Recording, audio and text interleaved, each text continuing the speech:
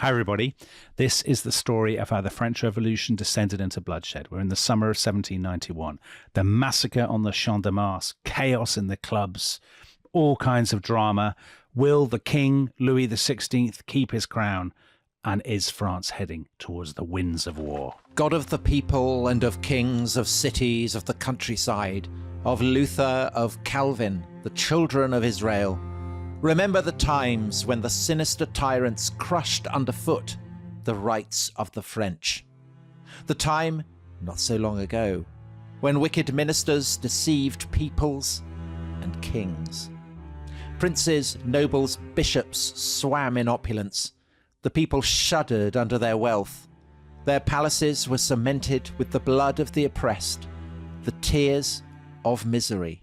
That was the song of the 14th of July, which was written by the director of the Paris Opera, François-Joseph Gossec, and the words were by a poet called Marie-Joseph Chénier, and it was written to celebrate the second Bastille Day. So that's the 14th of July, 1791. And Dominic, I'm guessing that most of our listeners will have realised from this preamble that we're back with the French Revolution. Our old friend, because we did our first series, didn't we, to coincide with the Paris Olympics, but they're long gone. Yeah. But we're continuing the story because we want to do this in sufficient depth that we can give the subject the attention that it deserves, and which we didn't when we did our first treatment of it, and we dispatched it in a single episode in 50 minutes. Yeah, not anymore, Tom. Those are very distant days. So hi, everybody. This is season 2, isn't it, Tom? Yeah. It's the second season of the French Revolution. And so we're kicking off at the Champs de Mars, which is on the western side of Paris, on the 14th of July, 1791. So this was a huge public occasion, Bastille Day. And the Champs de Mars had this kind of earthen stadium with this kind of great embankments with the grandstands. And they had an altar of the fatherland, as they'd had a year before. And thousands of people turned up. But it was quite different this time, 1791. And that hymn tells the story a bit. So it's all about, shuddering under the wealth of tyrants and blood and people being crushed underfoot and stuff. But a year before, in 1790, the same authors had just written a Te Deum, Yeah, so hymns and all very Catholic and stuff. Yeah, so there's that's one element of change. And then the other is, in 1790, so a year after the fall of the Bastille, Louis XVI had been there and he had sworn an oath to the Constitution, and he had really been the star of the show. In 1791, he's not there. There are no royal flags, there are no royal symbols. And on the altar itself, the word roi, king, has been literally scrubbed out. So there's that big inscription to the which says the nation, the law, and then it says and then there's a missing word because they've taken out the word king. Well, but just to say, one thing that immediately strikes me about those words are that all that said, we still have this thing that it's wicked ministers deceiving the people and kings. So the king, he's not grouped in with that list of people who are swimming in opulence, the princes, the nobles, and the bishops. So there is still a kind of phantasmal sense of respect for the king. Yeah, they're very phantasmal, I would say. Very phantasmal, yeah. So the reason we thought it would be interesting to kick off here at the Champs de Mars is that just 3 days after this great celebration, there will be gunshots and screaming and bodies piling up on one of the bloodiest days of the revolution, a turning point in French history, the massacre at the Champs de Mars. So that is to come in today's episode. But Tom, maybe before we get there, we should remind ourselves, we should have a sort of HBO-style recap. What happened in season 1? In season 1 of the French Revolution. So listeners will remember that at the heart of the revolution, there were 3 things that collided. So one was a financial and political crisis, France running out of money. Number 2 was a kind of social crisis, people starving because of freak weather events and so on. And number 3 is the cultural moment. Lots of abstract nouns. Yeah, people being obsessed with virtue, with the Roman Republic, with the idea of purity. Yeah, the idea and you say the French Republic, and of course, Champs de Mars means, it's the Campus Martius. It's named after the place where the Roman people in the Republic would gather to celebrate their civic identity. And as we will see, running right through season 2 is the same obsession. with Rome and the lessons of Roman history. So important for the French revolutionaries. So listeners will remember that to try and cope with all this, Louis XVI had very grudgingly recalled the Estates General, this sort of supposedly ancient assembly of the French people. That had declared itself the National Assembly while it was meeting. The disorder on the streets went out of control, culminating in the storming of the Bastille. Then we had an episode that you did, Tom, about these market women marching on Versailles and effectively dragging the royal family back to Paris. Then you have this great fever of reform, of rebooting France, which included, most controversially, this attack on the independence and the privileges of the French clergy. Yeah, and people probably have been struck by the mention of Luther and Calvin in that passage that I read right at the start of the show. And that's a reminder that I think that there are elements of the Reformation in what is happening in France. And that's certainly what lots of devout Catholics think. There is an anxiety that the revolution is essentially a replay of what happened with Luther and Calvin. Yeah. And it's still current 2 years on from the fall of the Bastille. Absolutely it is, and it's extremely controversial out in the countryside. So to move forward to the summer of 1791, by the summer of 1791, actually very few of these things have really got better. So people are the prices are very high, people are still hungry, a lot of the problems have not yet been fixed, but there has been a definite change in the cultural temperature. So Paris has become drenched in politics. You know, people are reading now newspapers and cafes. People are wearing patriotic tricolor cockades in their hats, all of that kind of stuff. So that coincides with the tone of public life becoming much more fractious and polarized. And it's against that background, as we entered the climax of the first season, Louis and Marie Antoinette deciding that they would make a break for it and escape Paris. They decided to flee to the eastern border where they would collect troops and probably march on the capital. But they were intercepted at Varennes and brought back by this huge jeering crowd. And then they arrived in the city to a sort of terrifying silence. Nobody taking their hats off, do they? Yeah, gestures of respect at all. And then we ended with the gates of the Tuileries Palace literally clanging shut behind them while the crowd kind of lays into their bodyguards and tries to tear their bodyguards apart. So that's the recap. And now let's literally continue from where we left off. So the gates have closed. And as Louis looks out at the city, what he sees is a city that has completely turned against him since the news of his attempted escape. So it's not just that he had tried to run away, it is they had left a letter in which he said, I was lying all along, I hate you. I hate the revolution. I wish you nothing but ill. Yeah, exactly. That's exactly it. And while he's been gone, the press, which previously had been very much this kind of stuff about the king has been misled by treacherous ministers, you know, what do they call him? Papa. You know, this kind of papa. Le bon papa, exactly. All of this kind of stuff that has vanished, and now they call him a traitor, a coward, Louis the False, all of this kind of thing. So if you look at some of those papers, the Annales Politiques, which was the most popular newspaper in these clubs that had sprung up around the provinces allied to the central Jacobin club, or kind of revolutionary club in Paris. He deserted the throne, the capital, the empire, and by this cowardly defection intended to come back with foreign executioners to rule over 25 million corpses. I mean, it sounds very extreme. They're not wrong, really. No, they're not wrong. I mean, that was his plan. Yes, that was it. I mean, this is the thing. We'll be talking a lot about conspiracy theories in the next couple of episodes, about conspiracy theories and paranoid suspicions. And yet the truth is that they're not entirely wrong. Yeah, they're right. There literally was a conspiracy. Yes, exactly. And that's so important in everything that follows. Explains the climate of fear, of suspicion, and the belief that basically, you know, if you're living in a world where people are conspiring, you'd be better off killing your enemies before they kill you. That's a dynamic at the absolute center of what will follow.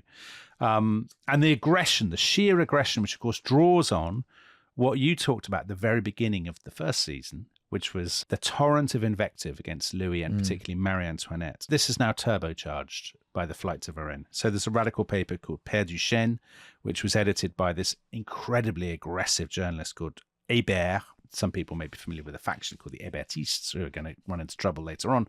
And he wrote, "You are no longer my king. You're no longer my king. You're nothing but a cowardly deserter. We will stuff you into Charenton prison. And your but also a lunatic asylum. A lunatic asylum, yeah, exactly. We will stuff you into Charenton and your whore into the hôpital. And your whore is Marie Antoinette. And the hôpital is where prostitutes are sent. Yeah, exactly. So during all this time, there's also been a sense in which the common people have been emboldened as never before. So we will hear a lot in the next few episodes about a group of people called the sans-culottes, working class people who don't wear breeches and stockings, but wear trousers. And we have had, in the last few days, there's been so much panic about the flight to Varennes. There have been groups of them, kind of impromptu militias, armed often with pikes or with makeshift weapons, taken to the streets. They had, while Louis had been gone, besieged the National Assembly, not aggressively, but because they wanted to be let inside to swear oaths to pledge their loyalty to the revolution.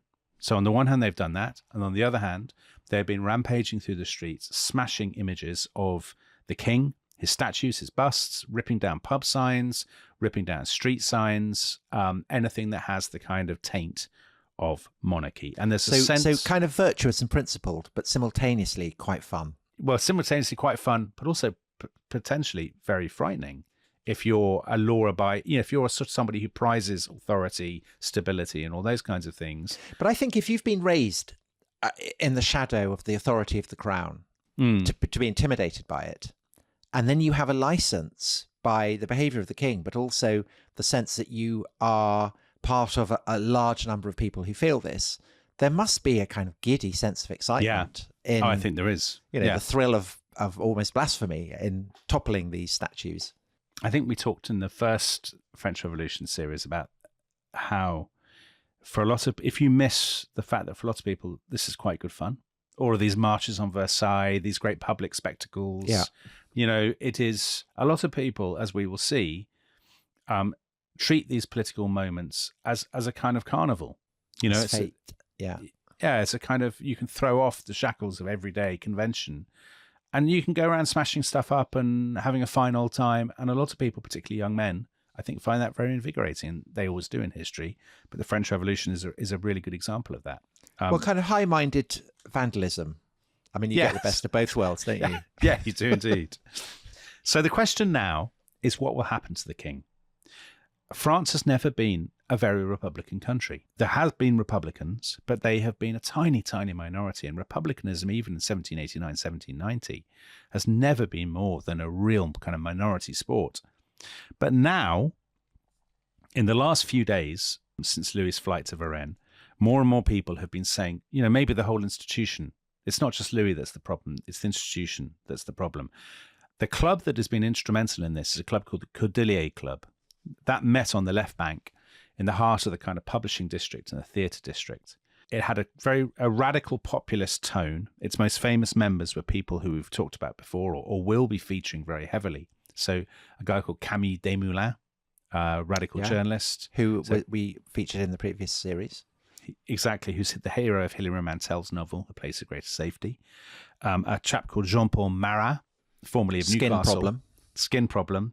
Another skin complaint person, Georges Danton, who we haven't really talked about before, who's this great sort of titanic, earthy, brilliant speaker and organizer who will play a very big part in the revolution. He's basically Gérard Depardieu, isn't he?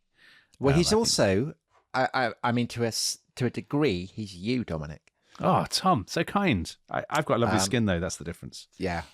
So it's not on every point, but no. So a man of great principle. Really? And appetite. Danton was married to like a 12-year-old or something when he was executed. So let's not go there. Right.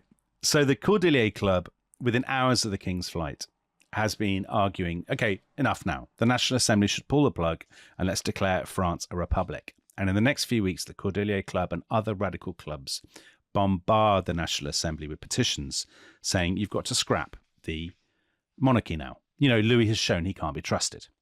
So the decision lies with the National Assembly, and we should perhaps recap a bit to remember what that was. Remember that Louis had called the Estates General, and that had met in 1789. They had declared themselves a national assembly, dissolving the boundaries between the three estates. It was the priests, the nobles, and the common people. Exactly.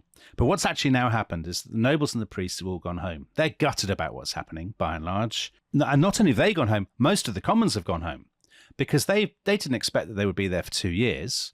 Most of them are massively overworked, stressed, deluged with correspondence and petitions from their constituents, and they've basically just given up.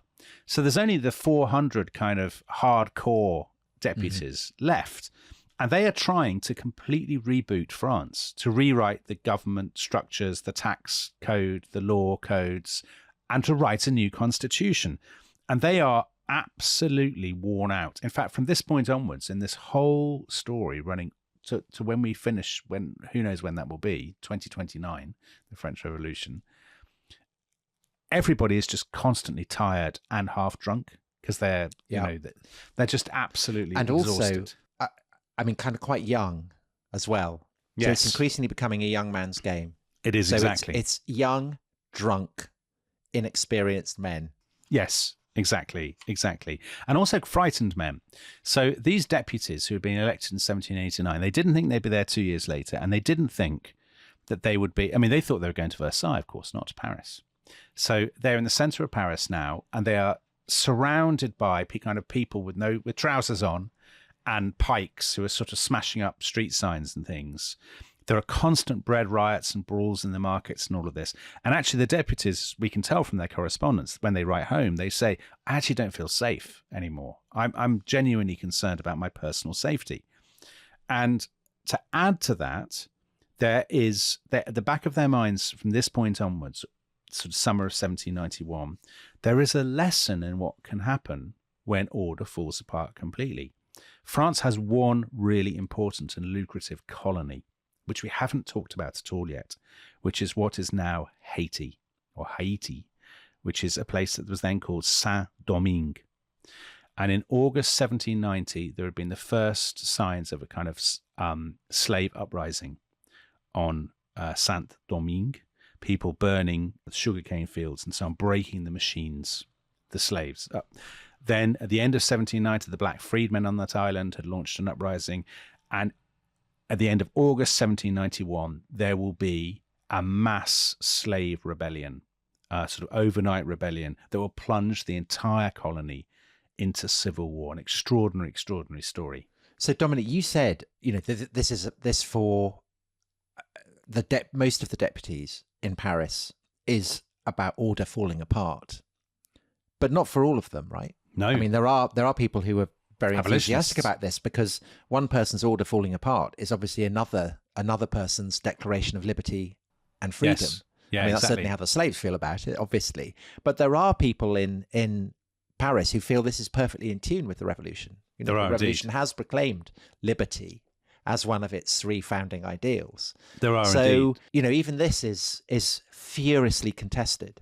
It is, exactly, and you can feel conflicted about it, as some deputies clearly do. So some deputies think, well, I believe in the rights of man, and actually, my sympathies probably do lie with the slaves on Saint-Domingue.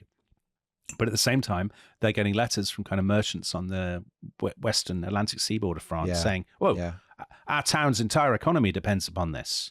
You've got to intervene militarily immediately. And also, we said that one of the principles upheld in the Declaration of the Rights of Man is the right of property.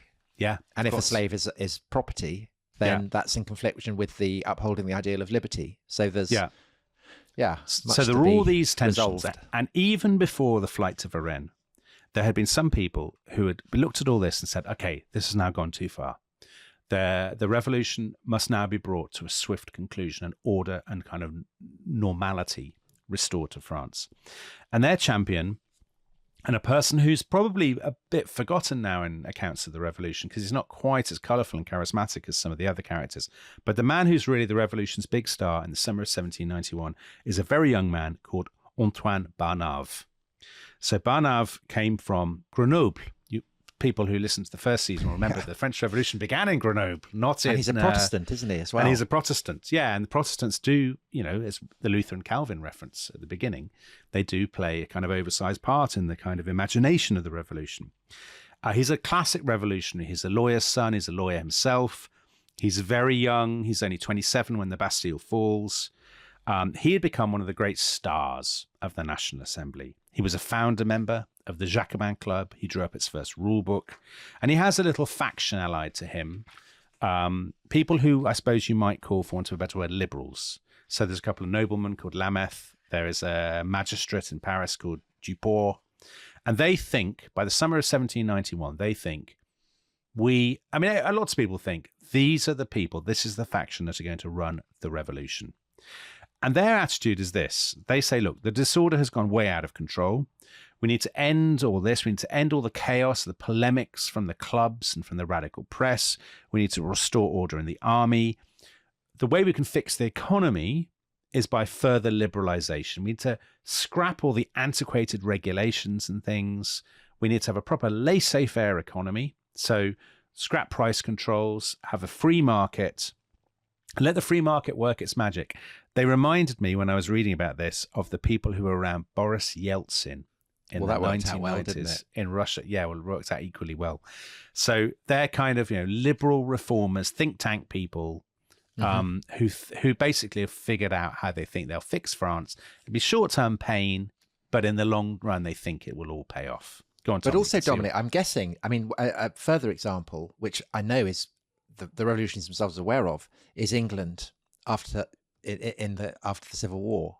Yeah. And that sense also then of radical thoughts, opinions, incredible liberty of expression, and the sense that there does need to be control at the centre, and there needs to be, if not a monarch, then a monarchical figure. But I'm guessing that Barnave, I know Barnave is thinking, well, we don't need, we already have a king, so let's try and work with him. Or more specifically, let's try and work with the Queen. Yeah, exactly. You could see them as Whigs, actually, in some ways, Tom. You could see them as a little bit Whiggish. They're all about free trade. They're all about kind of a kind of liberal oligarchy, kind of running, sensible people. With a neutered monarchy. Yes, exactly. So they've already, by the way, passed a law called the Le Chapelier law to clamp down on strikes and workers. That has made them quite unpopular on the streets, these guys. But as you rightly say, they think they can use Louis and Marie Antoinette. Now, Barnave had been one of the 3 deputies who had gone to get them back from Varennes. And he had sat, people will remember who listened to the final episode of the last series, he had been there sitting in the coach with Marie Antoinette on the way back. And he had thought to himself, this is brilliant. I'm with the Queen. She's very charming. I think we can do business together. And this is so crucial to how both Barnave and indeed Marie Antoinette come to be seen, because the idea of Marie Antoinette as a manipulative whore who only has to meet a man to work her wiles on him and seduce him and corrupt him. It's like, Cleopatra with Antony. It totally is. Yeah. And from this point on, the moment Barnave is back, even while he seems the cock of the roost, the pornographers, the satirists are getting to work and are portraying him as a kind of a dupe of the Queen, like Louis, that he is the victim of this vampiress. But you know what, Tom? As with what we're saying about the paranoia and the conspiracies, they're not entirely wrong. No, they're not. So Barnave got back to... But it's not a sexual seduction, is it? No, it's not. It's a political seduction. It's a political seduction. He got back and he thought, I can do business with the Queen. We understand each other. I understand now where she's coming from, her anxiety for her family. She understands that I'm the man, She respects me. And they start exchanging coded letters. And basically, Barnave says, let's do a deal. I will make sure the National Assembly go easy on you. You must give up all thoughts of escape. You must commit yourselves to making the new constitution work. Now, in return, I will make sure that the new constitution has a really good, solid role for the monarchy, that you'll still have powers, you'll still have your self-respect, on all of that kind of thing. And actually, to begin with, he's pretty much as good as his word. So when they wake up, the morning after those gates have clanged shut at the Tuileries Palace, they might be expecting they'll face a show trial, they'll face really aggressive interrogation. There's none of that. Now, they are under house arrest. They can't go out of the Tuileries. They can't even close the door of their rooms. They're constantly supervised, understandably, because they'll try to run away again. But thanks to Barnave and his pals, the National Assembly treat them with great tolerance. They send a committee to interview them, but they give them 24 hours to get their story straight. And when Marie Antoinette and Louis say, well, listen, we were just frightened. We were running away to where we thought we'd be safe, but we absolutely would never have raised an army to march on Paris. The very idea of it. And the idea that we would be in touch with foreign powers, never. Oh. I mean, those are outright brazen lies. There's no, we were possibly quite sympathetic to Louis and Marie Antoinette in our previous episode, but they are lying about this. They were talking to the Austrians, and they were thinking about marching on Paris. Go on, Tom, I can see your itching. Well, there are a lot of lies that the king is telling. I mean, he clearly feels that he's obedient to a higher, Yeah, he does. That would be his justification, wouldn't it? But he's still, he's an absolute fibber. He is a fibber. So thanks to Barnave, the National Assembly decide that they will reinstate Louis as long as he promises to obey the Constitution. And when a few people in the Assembly say, I don't know about this, he has behaved very badly, Barnave gives a sort of a brilliant speech. And he says, the next step that the revolution takes would be a very dangerous one. It would undoubtedly be an attack on our property. It is time to conclude the revolution. It needs to stop. The nation is free and all the French are equals. So let's, but no more. They're not, are they? Because no, of they course still not. have a monarchy. Yeah, I mean, that's the whole point. But from their point of view, they're property owners. Remember, a lot of these deputies, they're like, you know what? He's probably right. Because I actually have always been a monarchist. I do have a fair bit of property. I have my country house. I have, my parents have a whatever. Yeah, he's right. Let's calm things down. So the National Assembly decides on the 15th of July. So the day after the thing that you began with, Tom, the Bastille Day, the day after that, the Assembly votes, fine. Louis can swear an oath. When we finish the Constitution, we swear an oath and then he's back.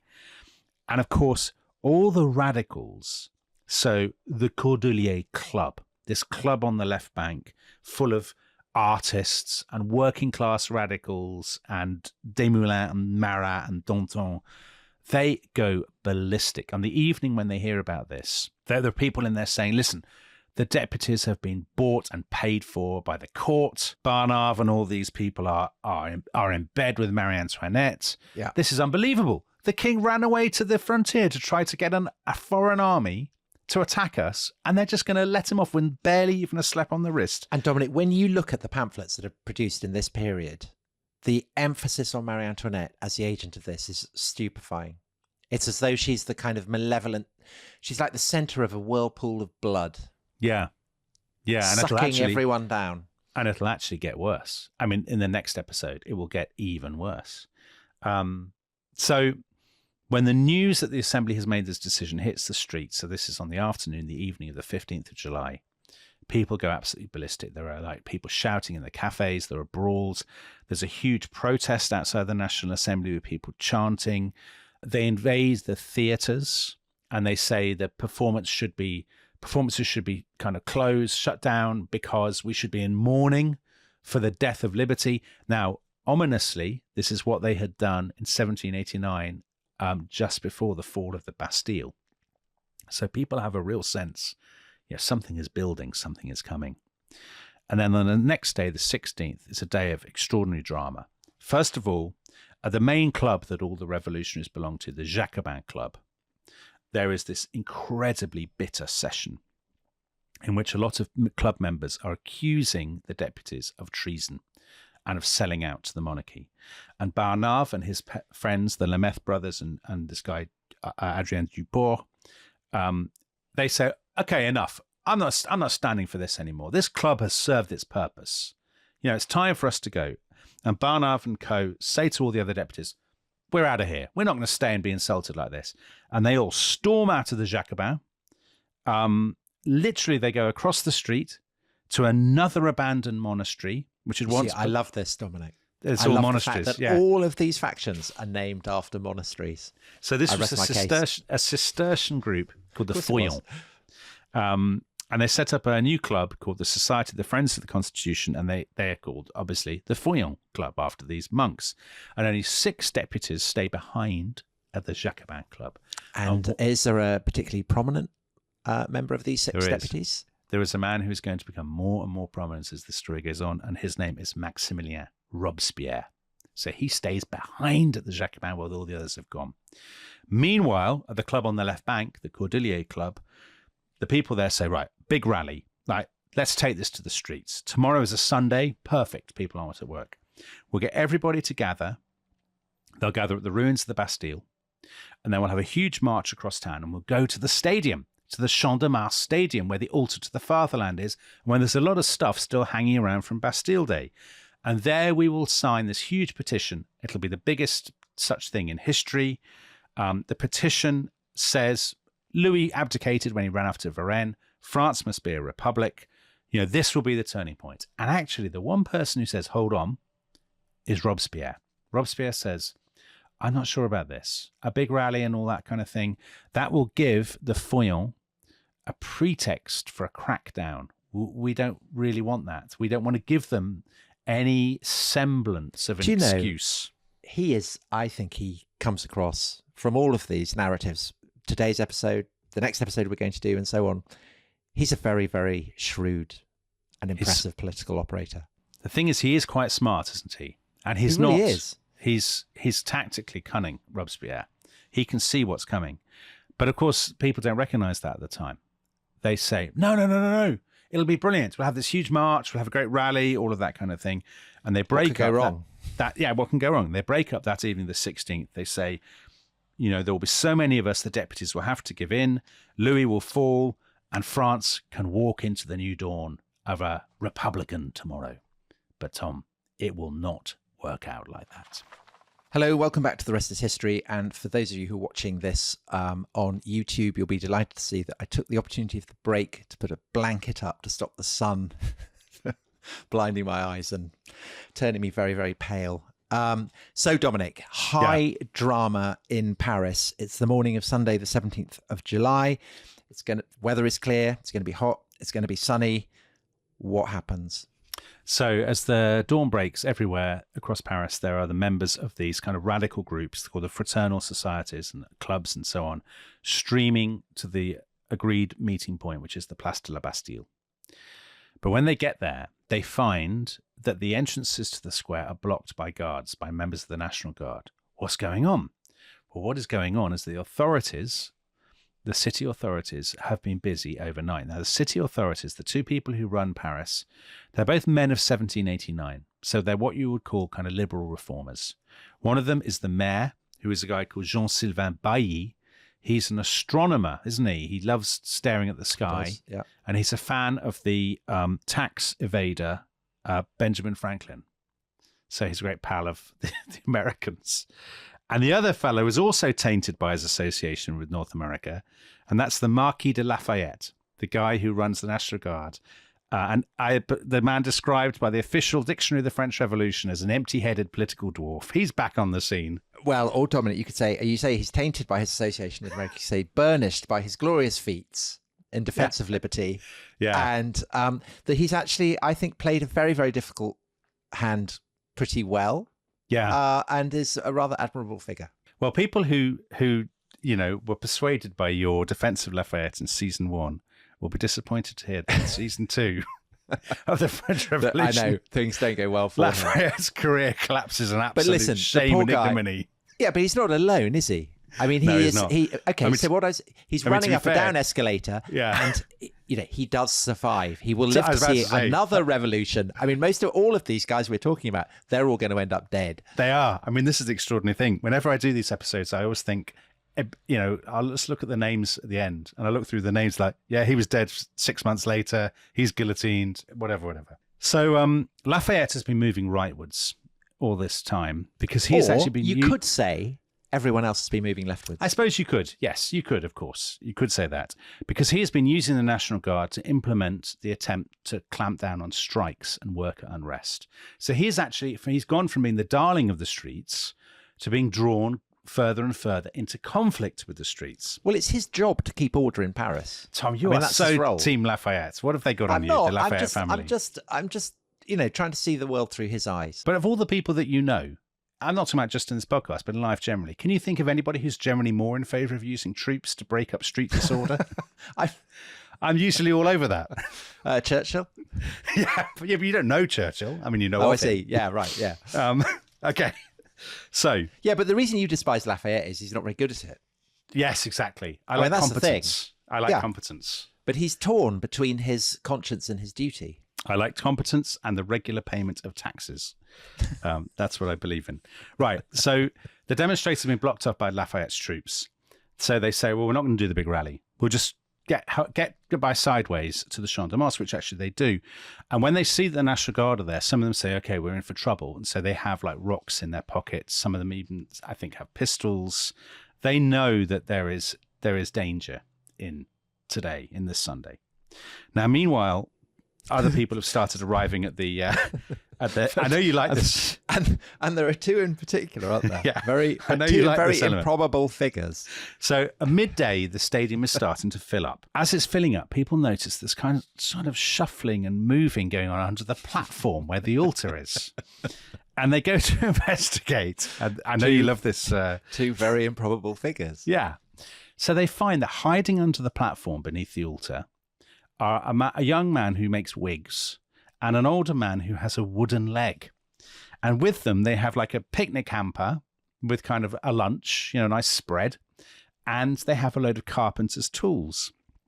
And what historians think is that these two men hiding under the platform had a plan to use the tools to drill holes in the platform so they could, as women were crossing the platform to sign the petition, they would look up their skirts. This is upskirting. Upskirters, exactly.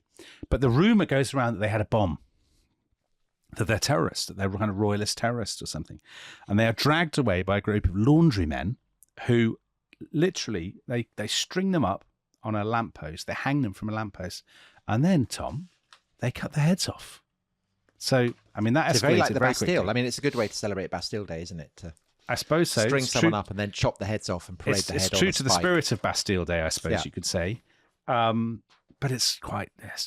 I mean, I don't approve of the wig maker and the wooden leg man's behaviour, but it's a tough penalty, I think. Anyway, news of this travels across Paris. There's been terrorists or something, or upskirters lurking around at the stadium, and they've had their heads cut off.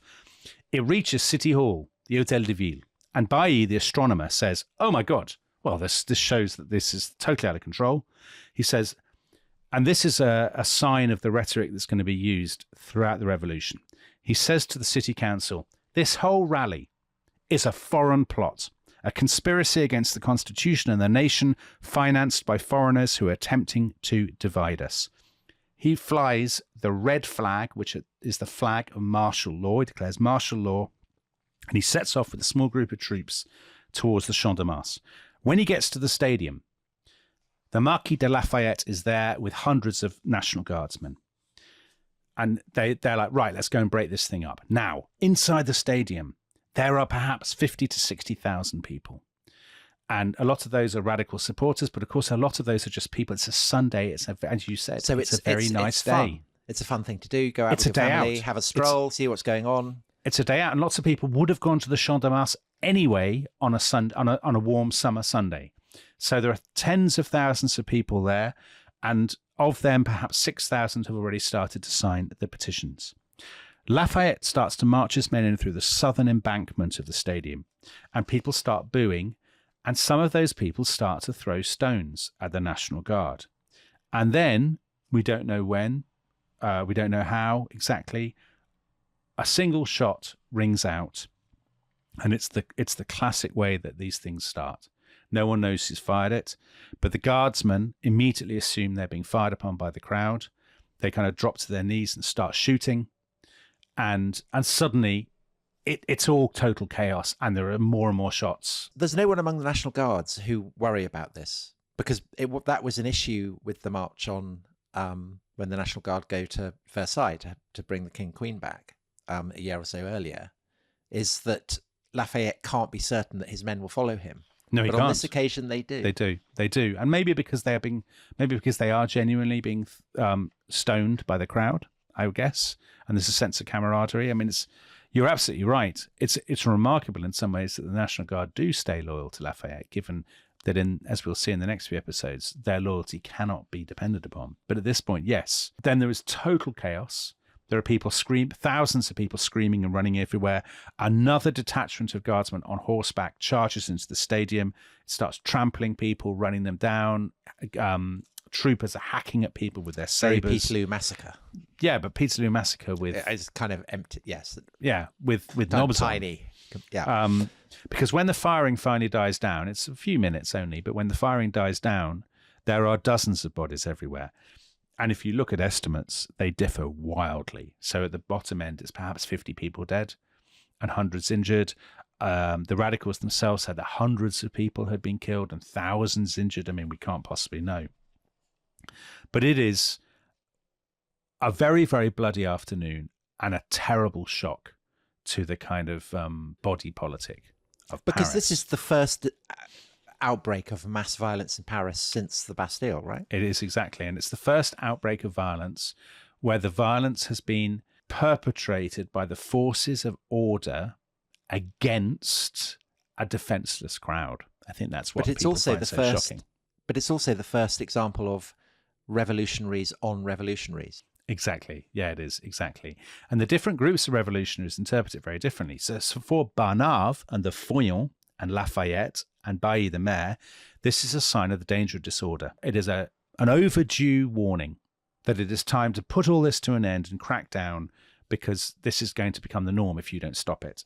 For the radicals, it's a sign that Bailly and Lafayette have joined the corrupt conspiracy being run by Marie Antoinette, and they hate the people. And actually, big spoiler alert, Bailly is going to end up dead. He's going to end up being sentenced to death.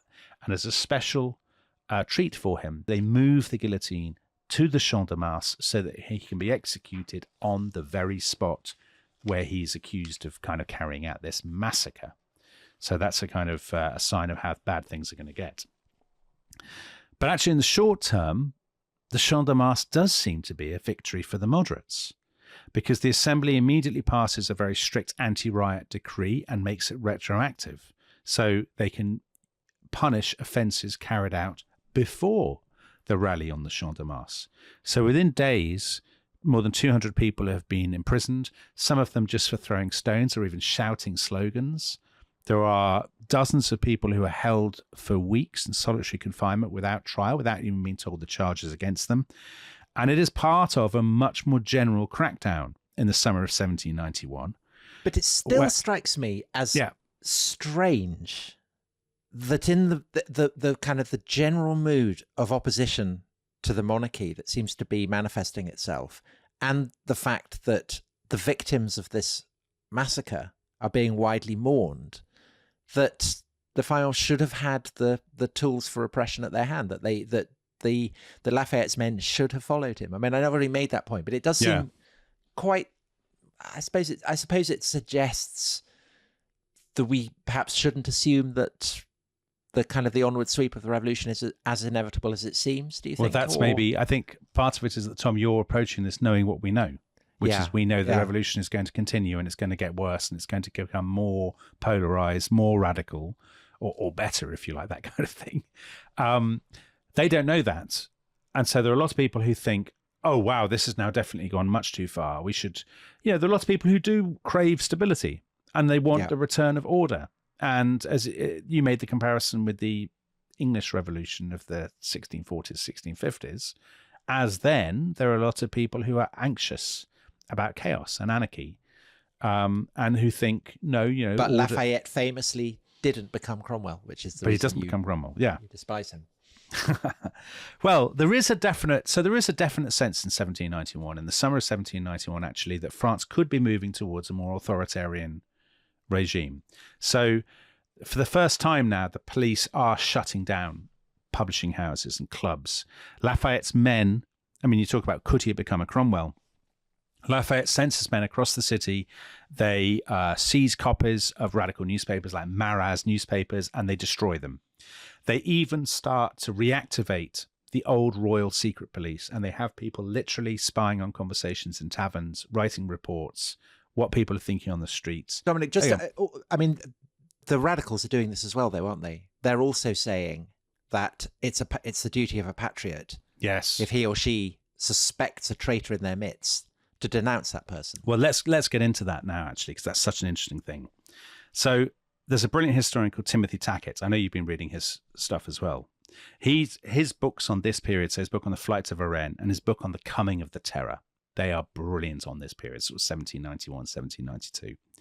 And he says in that, what happens now is that a sort of paranoid style of politics becomes completely normalized and institutionalized on every side of the political spectrum. I have to go and answer the door.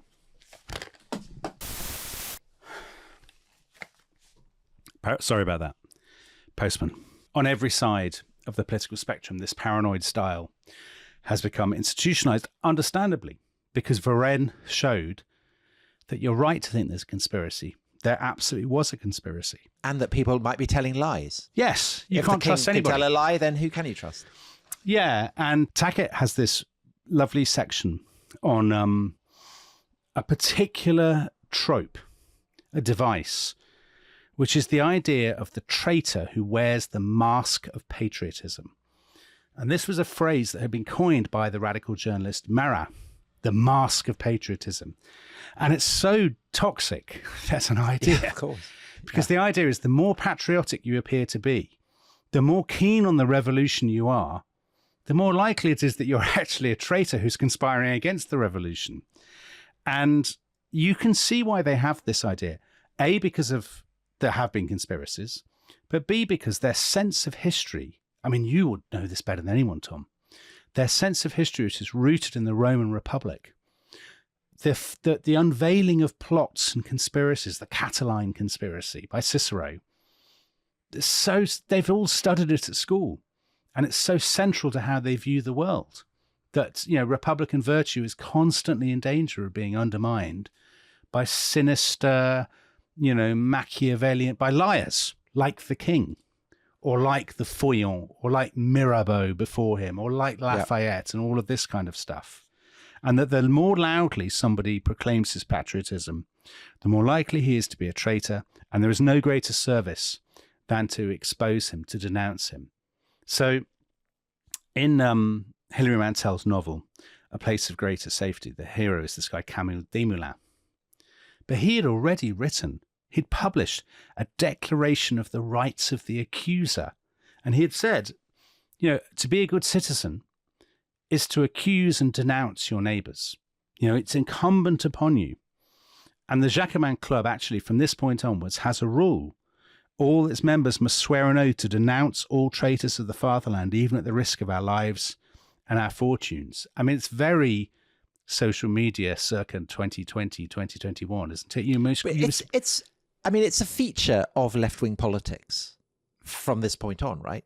That on the radical end of the left, there's always been a tendency to denounce. Yeah, to call people out. Call people out, to say they're traitors or they're, lackeys of capitalism or whatever. Yeah. And even before the left has really come to power in the revolution, they're already at it. Completely they are. Absolutely they are. So the Jacobins actually sent a message to all their nationwide kind of sister clubs. And they said, we would like you, each club, to send in regular reports on its village or town or area. And at the beginning of the meetings in Paris, the secretary will read out the reports and he'll say, well, here's a report from Brittany. The people there say that such and guy and this butcher and this whoever, and that this town is full of counter-revolutionaries. And this sort of constant now institutionalized search for the enemy within. I mean, this is obviously going to be very bad news for all the revolutionaries because they will all end up being consumed by it. Again, I mean, they're not wrong. There are enemies within.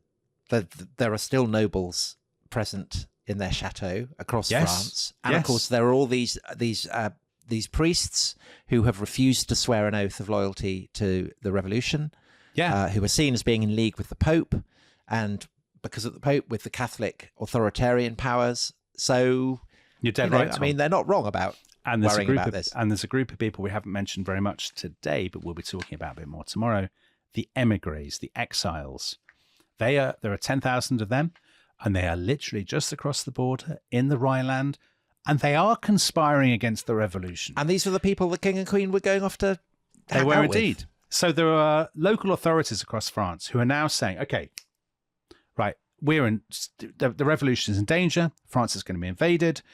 We need to read people's post. We need to go and search the country houses. We need to detain all strangers, travelers, and so on and so forth. And in his book on Varennes, the flights of Varennes, Tackett has a section about Brittany. And he says Brittany is a perfect example of where all this is heading. The local authorities there say absolutely clearly, quote, there must be no limit to the measures against the enemy's hatred and fanaticism. And he gives the example of a district called Landerneau.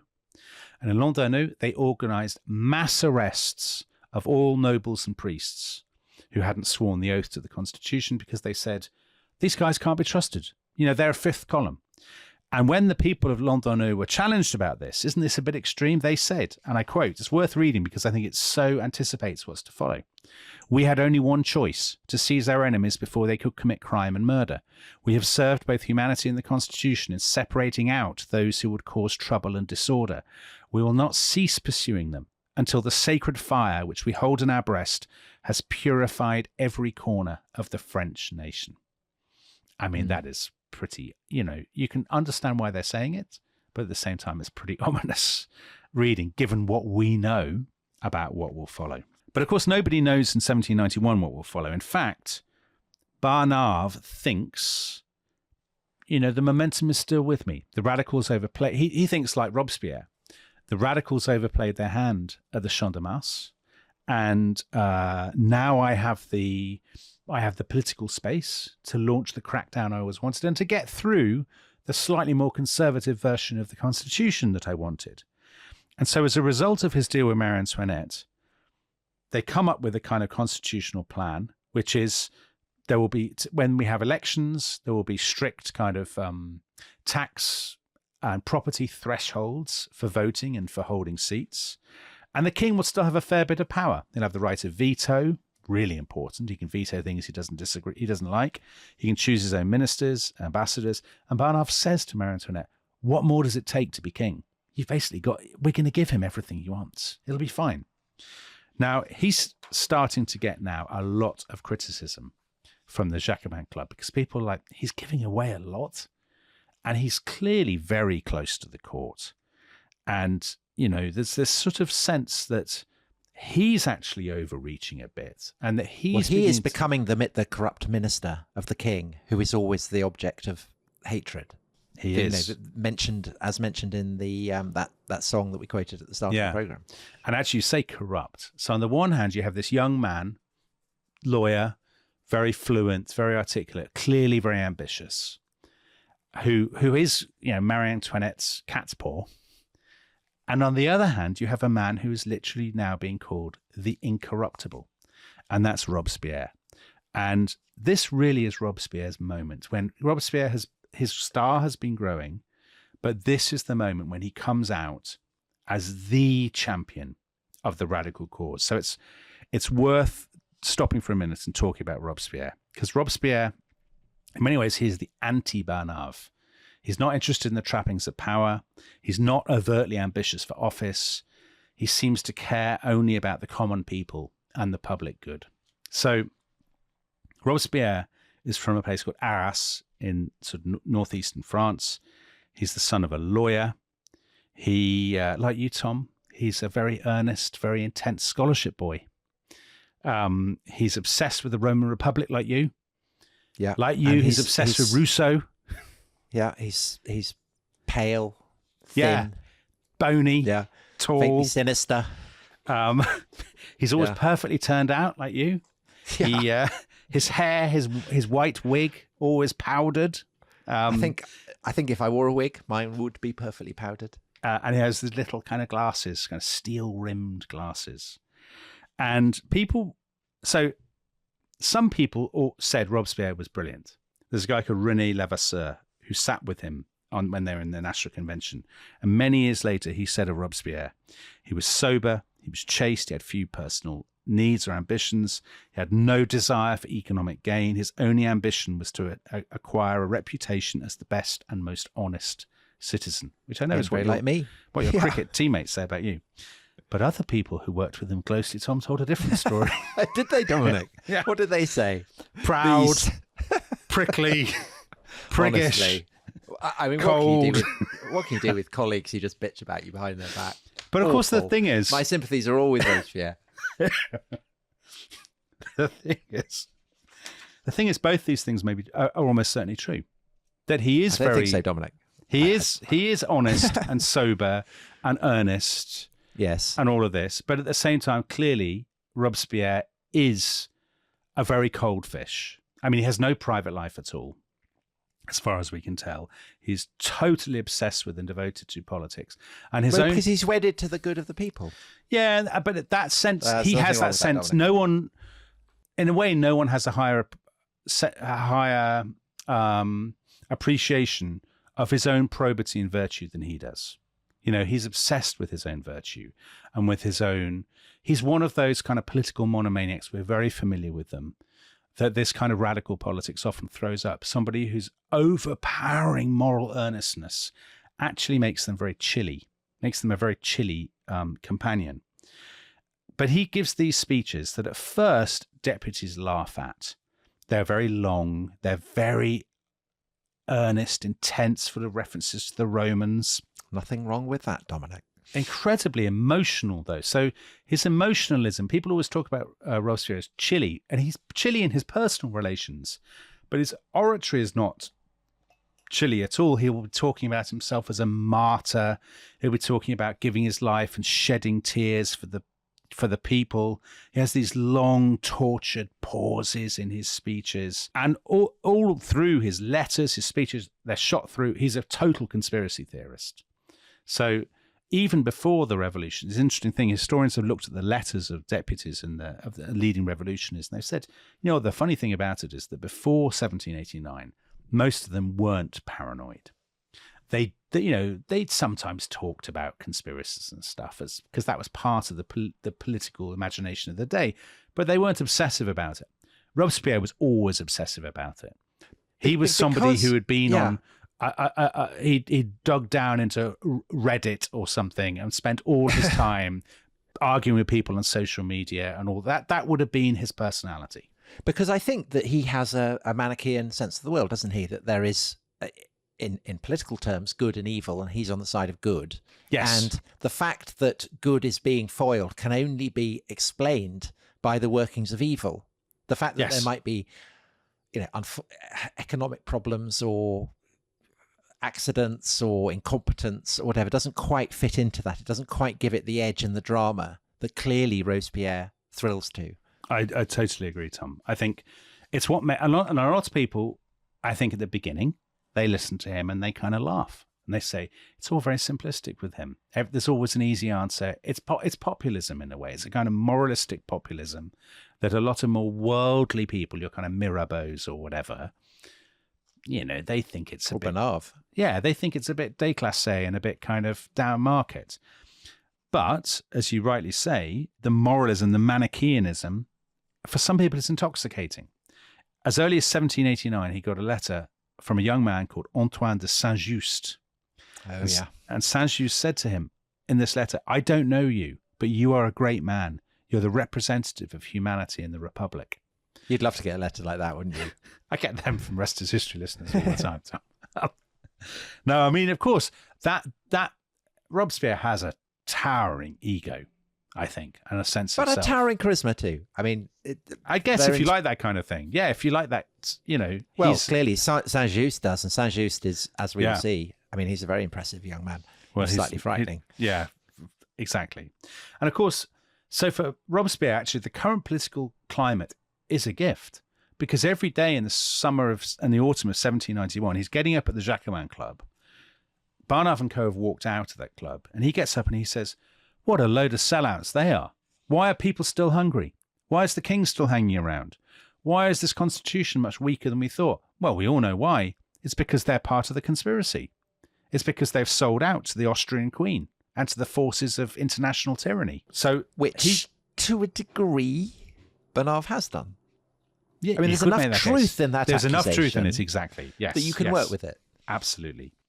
So the 3rd of September, the Constitution is finally finished, and there's a big procession, torchlit procession, to the Tuileries Palace to deliver it to the king. And Louis says, fine, thank you very much, I'll have a look at it.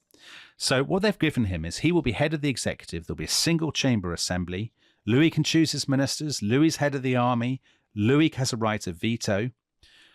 Property owners, sort of taxpayers, can vote, but the very poor can't vote. Women can't vote, and slaves can't vote. So presumably slaves remain property. Slaves remain property, exactly. So we will get on to, in future episodes, some of the people left out of this story, for example, women. But the big question is, it's a compromise. So is it going to be the kind of compromise that that basically doesn't really please anybody, but pleases enough people to get through? Or is it the kind of compromise that falls between every conceivable stool and pleases nobody at all? And will Louis accept it? The days go by, tension mounts. If Louis doesn't accept that constitution, he is out as king. That is the deal. And his 6-year-old son would become king under a regency.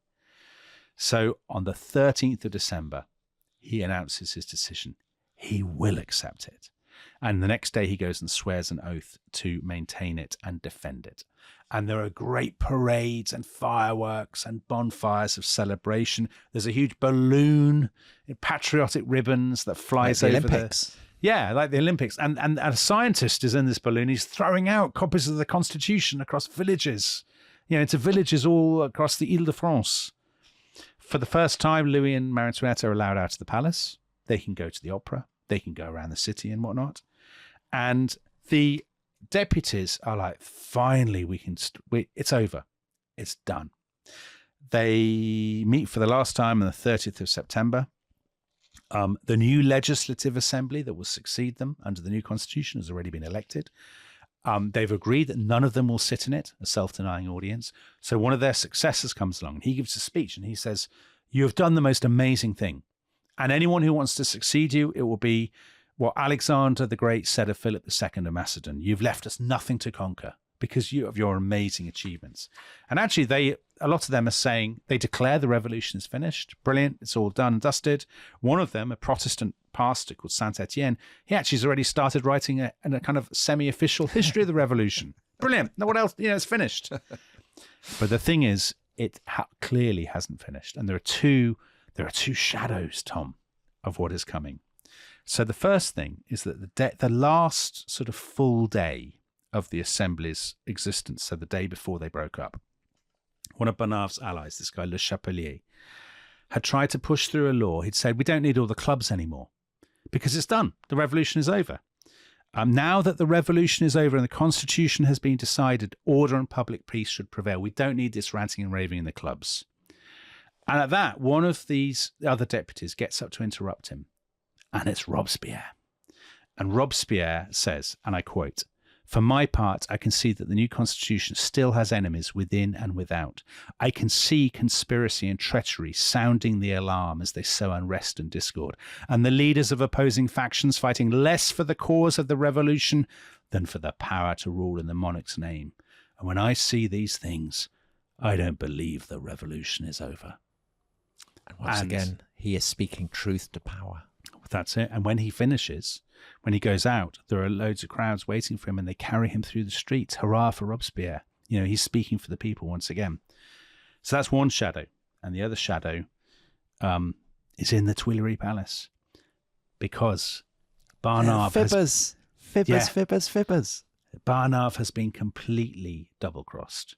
Louis and Marie Antoinette have absolutely no intention of working with this new constitution. All the time, Marie Antoinette has been sending secret messages to Vienna.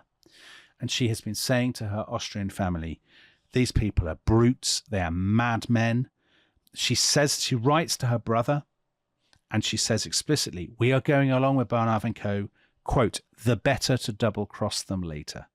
Louis writes to the Austrian Emperor, Leopold II, I am a prisoner, I am under duress. I beg you to come to the aid of the king and the kingdom of France. So, given that he is the center of this new constitution, that is he's the king of he's the king of the French now, isn't he? Not the king of France. Yeah. And he's asking a foreign king to attack his own people. Now, Tom, there's one thing we've had missing from this episode that listeners to season 1 will have undoubtedly noticed. There's been no Simon Schama. So we should end with a little bit, because it wouldn't be a Rest is History of French Revolution episode without Simon Schama. This is what Simon Schama writes at the end of his chapter on this. Poets of romantic weather forecasting like William Wordsworth continued to describe the revolution as a great cyclonic disturbance. But increasingly, it was no longer the storm that invigorates and cleanses, rather a dark and potent elemental rage moving forward in indiscriminate destruction. Its breath was no longer sweet but foul.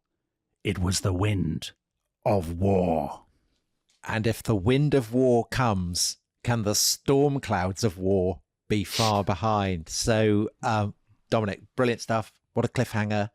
And in our next episode, France will indeed be going to war. And if you can't wait for that, then you can hear the episode right away by joining the Rest is History Club at therestishistory.com. Alternatively, sit it out and you'll be getting the episode in. If not, you'll be getting it tomorrow as part of the 8 episodes that we are doing over the next fortnight. So thanks, Dominic. Thank you all for listening. Bye-bye. Au revoir.